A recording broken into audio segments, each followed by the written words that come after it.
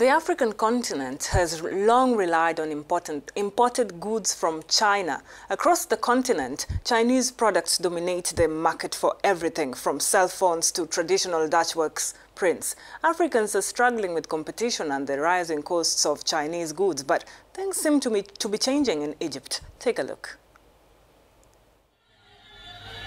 In recent years, Chinese goods have emerged as popular items of trade among African countries. Chinese companies are increasingly exporting a wide variety of products directly to the African markets. However, the boom years for thousands of Chinese and African businessmen facilitating the flow of cheap Chinese goods may be over. An innovator in the Egyptian capital, Cairo, is one of those upstaging the Chinese business. He makes traditional Ramadan lanterns with a modern twist.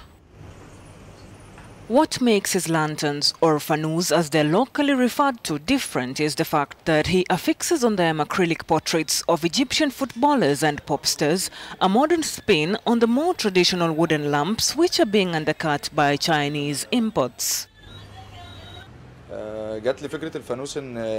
I've worked in lanterns for the past 10 years, and during that time, wooden lanterns have always been most popular. But I wanted to do something new.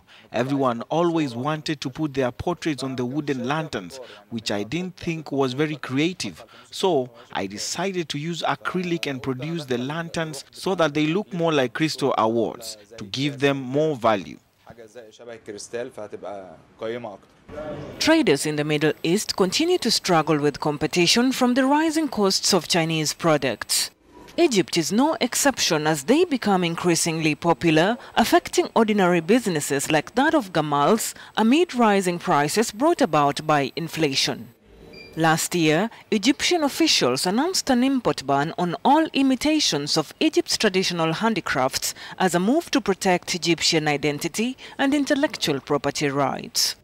The ban included the famous Ramadan lanterns, though artisans like Gamal continue to face stiff competition from traders who still sell the battery-powered Chinese knockoffs.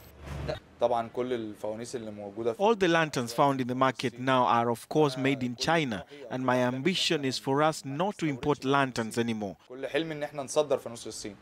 As the holy month of Ramadan approaches, the fanous represent a unique symbol of the holy month, though with Gamal's twist on it, Cairo's modern lanterns could bring the much-awaited economic boost the city has been longing for.